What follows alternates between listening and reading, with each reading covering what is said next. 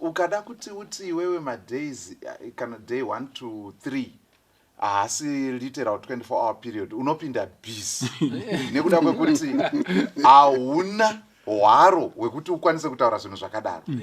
Ndiwo munhu unopinda busy manje. In academic terms inonzi the burden of proof is now on you. Chitiudza kuti on what basis. Nekuda kwekuti bhaibheri tinaro muri kupabata ndirataura tine mamwe matools akaita sekuti maconcordance, Hebrew concordance, hatisi kutaura yechirungu, Hebrew concordance, totaura isusu malexicon, tikazvibatanidza zvese zviri zvitatu kuti bhaibheri concordance lexicon yako, taakuchiti wochitarisa pese pari kumentionwa yom, kana pari and are enumerated, kwakuchinzi chitiudza kuti iwo wazvawana mavhesani kuti an enumerated day inogona kuuya ichireva an unspecified period of time. Hauiburitse chero zvoda hakuna zvinhu zvakadaro ndoinonzi it can't. Saka unogona kuzvipiringisha hako mupfungwa dzako ugopiringisha vamwe vakakuteerera but hakuna zvinhu zvakadaro. Ende munhu azvipiringisha anopiringisha vazhinji anowira muna vanhu.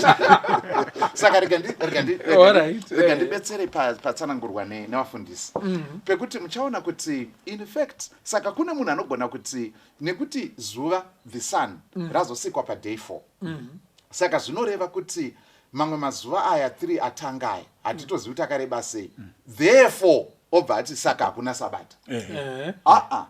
Actually waibopa nekumuswe. Ukadaro wato you have scored on goals in doing so. Ukashanda nemufungiro iwoyo.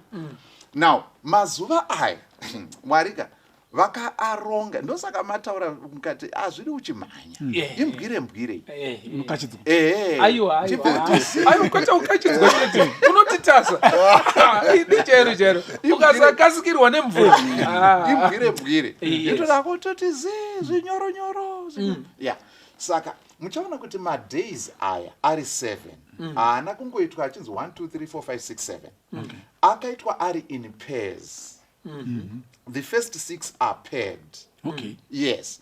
The first 3 day saka mazuva aya zvakaitwa ndezvekuti day 1 Mwari vakaita light, day 2 Mwari vakaita the firmament, day 3 Mwari vakaita dry land to appear out of the waters, day 4 Mwari vakaita maluminaries, the sun, the moon and the stars. Day 5 Mwari vachibva vaita shiri nehove. Day 6 Mwari bva vaita mhuka dzinofamba panyika nevanhu.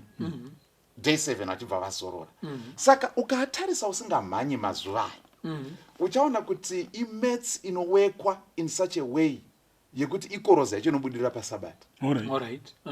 Nenzira yekuti the first 3 days day number 1 to 3 dzinoita pair up the next 3 days zvichikusisa paday 6 in which way mobva mabvunza. Day 1 paitwa light. Muchaona kuti day 1 inonobatana neday 4 which is day 1 of the next set of 3. Murikuona paitwa light day 4 bapaitwa maluminaries izvibva zvaloka ziri 2 light and light. Murikupaona day 2 vapaitwa the firmament. Murikupaona day 5 ndo pakabva paitwa saka pakaitwa the firmament, the waters above, the waters below and so on. Vapaitwa the sky ndo pano create day 5 ndo panoitwa shiri dzinobhururuka mudenga iro racreatwa and then hove dzinoswima mumvura iri pasi vadzaloka idzi. Day 3 ndo pano creatwa the dry land to appear out of the water. Day 6 ndo pano creatwa mhuka dzinogara on the land, on the dry land. Nevanhu vanogara on the dry land. Ndosaka tisi kuti chirongwa chino chisina kurekoderwa mumvura nekuti isusu takacreatwa for the dry land. Saka muchaona kuti madays aya ari kuita akaitwa in pairs. Then rechi 7 saka chiri kuitika apa manje inonzi form and fill, form and fill, form and fill. Performwa light, ichibva yazofiliwa nemaluminaries. Performwa firmament, yofiliwa nezvinobhururuka. Nemvura yepasi bva yafiliwa nezvisikwa nehove. Performwa dry land, yofiliwa nemhuka dzepanyika. Saka it's a form, fill, form, fill, form, fill. Vapasi it was day 7. It's formed. But it's not filled with things. God fills it with his presence. Yeah. Saka iwe ukada kushandisa badiza yakuti uprove kuti hanzi hakuna sabata. Aiwa ibwire unokachidzwa. Unopinda busy. Ndatuma ndakosora. Saka sekutaura kwamaita Pastor Mbira.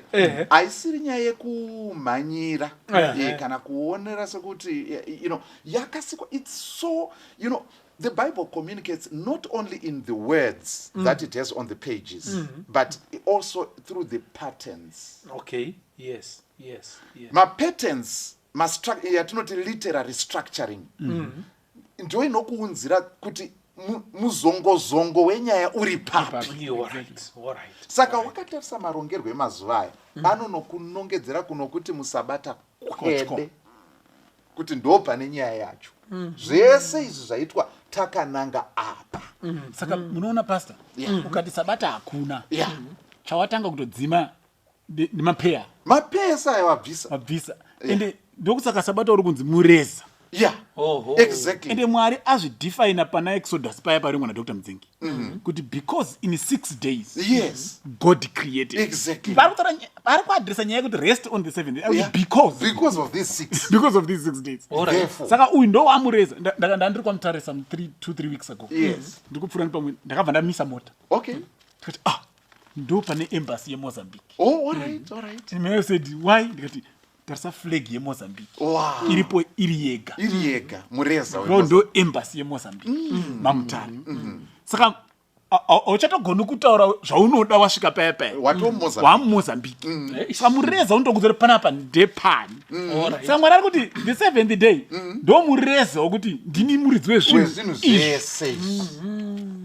Exactly.